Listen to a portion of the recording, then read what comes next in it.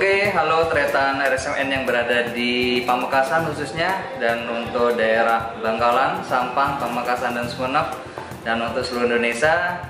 Di sini kita akan membahas tentang vaksin COVID, ya, dan semoga dalam pembahasan COVID ini dan kedepannya virus corona, virus COVID akan selesai di Indonesia khususnya.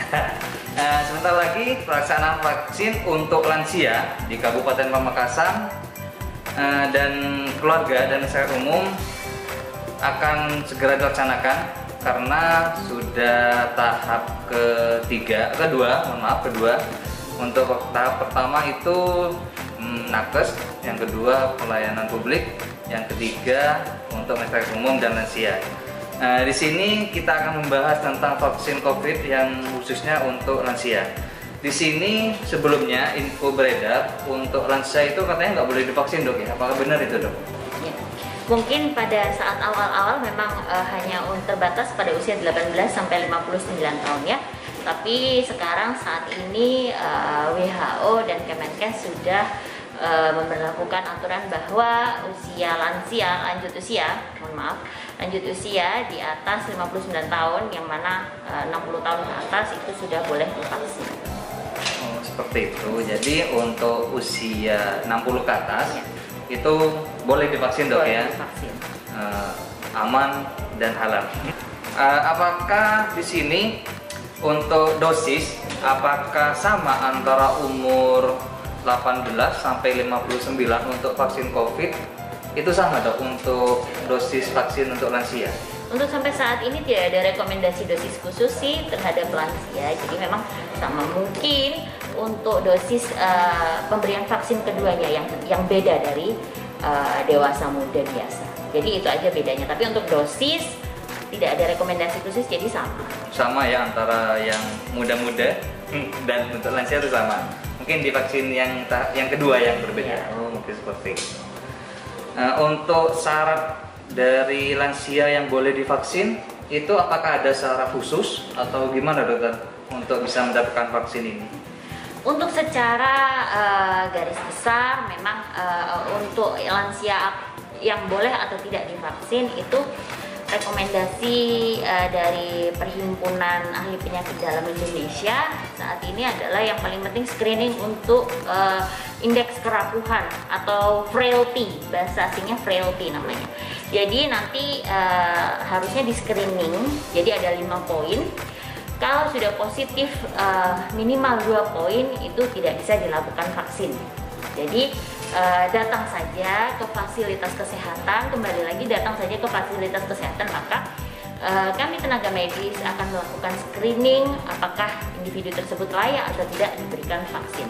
Tapi selain frailty itu indikasi dan kontraindikasi vaksin yang lainnya secara garis besar sama, kecuali pada frailty itu tadi. Tapi, dok, di sini kan kita tahu untuk usia lansia khususnya di Pamekasan, di Madura lah, kebanyakan usia lansia itu kan tidak semuanya sehat. Maaf ini ya, bukan just untuk lansia, tapi kan kebanyakan ada yang darah tinggi, ada yang punya kencing manis dan penyakit lainnya. Apakah itu bisa divaksin juga, dokter? Untuk punya penyakit ya bawaan tua lah gitu. Ya, memang seperti yang kita ketahui ya, memang lansia itu banyak sekali penyakitnya, multipatologis. Yang paling banyak itu darah tinggi, kencing manis dan sebagainya. Tapi kalau misalnya darah tingginya terkontrol, kencing manisnya terkontrol baik, itu boleh divaksin. Ya, dan tidak ada frailty ya. Tidak ada frailty, darah tinggi terkontrol baik, kencing manis terkontrol baik, boleh divaksin. Jadi sebenarnya secara garis besar sama. Apabila ada penyakit kronis dan terkontrol baik, mengkonsumsi obat secara rutin, boleh divaksin. Cuma pada lansia harus diperhatikan indeks kerapuhan atau frailty-nya itu tadi. Kalau misalnya lansia ada frailty, lebih baik tidak usah divaksin, tidak diberikan vaksin. Namun jika frailty tidak ada, kemudian kita memperhatikan komorbid lain, jika terkontrol baik, boleh divaksin. Oh, seperti itu. Jadi alangkah baiknya mungkin, dok, ya, untuk para lansia yang ingin divaksin sebaiknya dilakukan pemeriksaan dulu ke rumah sakit terdekat, atau enggak langsung saja ke rumah sakit umum Muhammad Nur Pamekasan. Di sini nanti kita akan screening nanti apakah layak atau enggak, nanti akan ada surat mungkin dari Poli Geriatri dok ya, ini seperti itu. Dan terakhir dokter, untuk pesan-pesan untuk keluarga di Madura khususnya yang ada lansia di rumahnya menjelang vaksinasi gelombang lansia yang akan dilaksanakan sebentar lagi, pesan-pesan dari Dr. Firanti apa ya yang untuk lansia lah?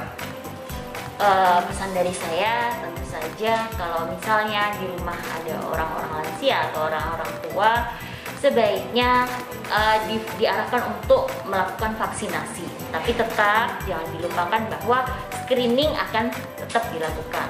Jadi jangan ketika di screening, mohon maaf ini tidak layak untuk divaksin, kemudian marah-marah. Itu tidak begitu ya. Boleh divaksin atau tidak divaksin itu pada intinya adalah untuk demi kesehatan lansia itu sendiri atau penderita itu sendiri.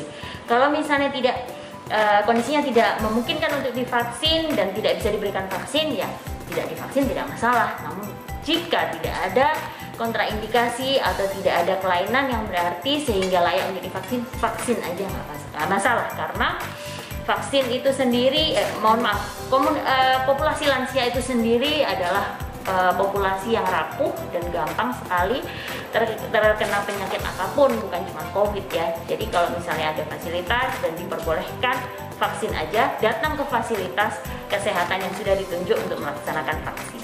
Nah, seperti itu nih tretan semuanya. Sudah banyak nih ilmu yang kita dapat dari Dr. Firanti, spesialis penyakit dalam. Terima kasih banyak dokter. Nah, gimana tretan semuanya sudah kita simak bersama penjelasan dan ya teori lah dan ilmu yang kita dapat dari Dr. Firanti. Intinya Bapak Ibu jangan takut untuk datang screening, untuk datang ke pemeriksaan ke fasilitas kesehatan terdekat.